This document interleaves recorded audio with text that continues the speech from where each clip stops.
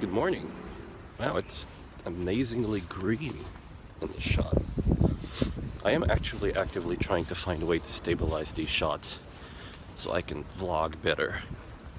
It's kind of hard to do when you're walking, but we'll see. Also trying to find a different venue. Walking around in the same neighborhood over and over again, kind of, yeah, it's getting a bit samey. Obviously want to cover other things as well. I keep passing the same 50 sign, so that's interesting.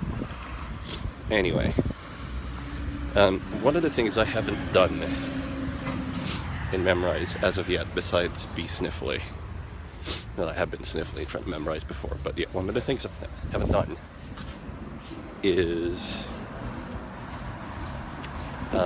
complete a 7-day streak.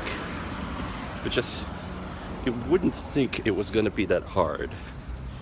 Like, I've sort of exercised some degree of daily discipline, but not to the degree Memrise likes. Because sometimes I'll be up past midnight and then doing my lesson, which is not ideal.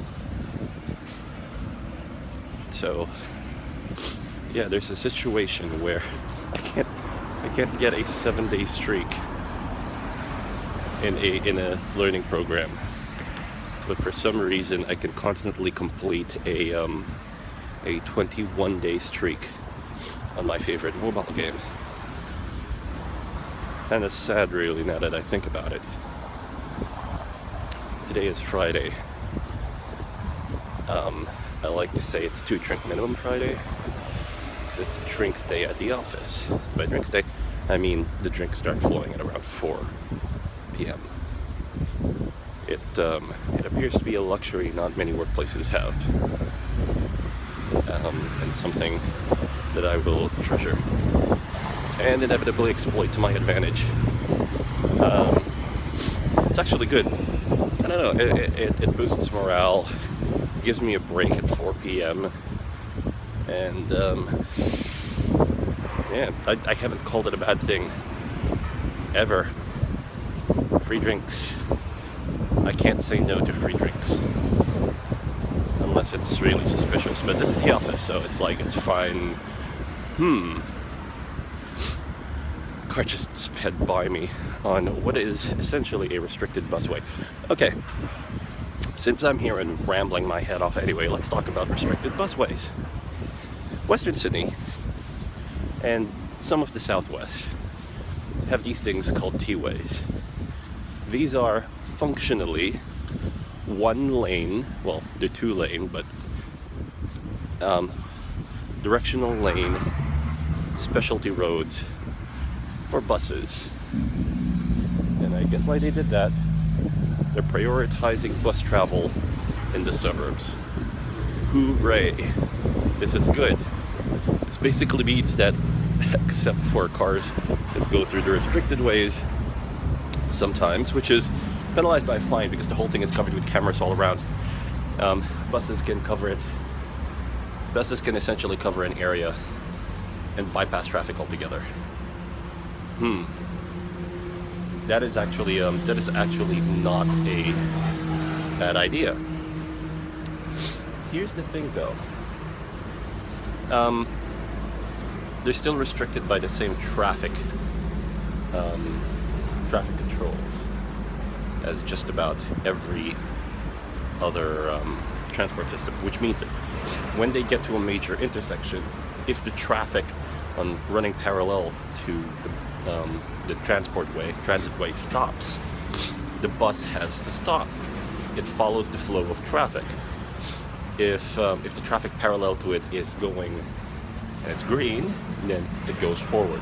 But it still comes to the same stops as everything else. So what you've essentially done is created a dedicated 2-lane, non-trafficked highway for buses along certain routes. But you're still subjecting them to the same choke points as just about every other force on suburban roads. Which is, I guess, the sucky thing about it. Yeah, the sucky thing is obviously every area that isn't industrial facing the transitway is a has a giant noise barrier. I haven't shown that yet, but if you look out the back, way behind those walls is a giant 7 foot high noise barrier. I think it's 7 foot. I think it's 10 foot. Sorry. So, you know, what do you do? Transport blues. Australia has traditionally been a country of cars because of its size, because of the distance, and because people tend to settle into places that are just, what the hell are you doing? So, yeah, it's a this is a the bus wasn't going anywhere. This is a problem to mass public transport urbanization in Sydney, because this basically means that people will prefer to take cars on places, despite the fact that it's fairly evident if you're traveling throughout the city, unless you are specifically traveling from one place to another place, it's not economical to take the car. And if you are traveling from basically here, out in the western suburbs to the city, then it's totally not economical to take the car. But people do it anyway because they can afford it. And, yeah, surprisingly enough, or unsurprisingly rather, politicians that would have otherwise have taken the transport system don't. In that respect, I actually like what Boris Johnson used to do, in that he used to take the subway to venues. Granted, London is a much closer, much tighter city, but it's also, I mean, Sydney and London have benefited from having a long-standing rail system. It's just that Sydney never capitalized on it, and I don't know whether or not it's too late to do that. Anyway, actual buses are here, so this has gone on long enough. Maybe I'll vlog during the weekend. I don't know. Bye.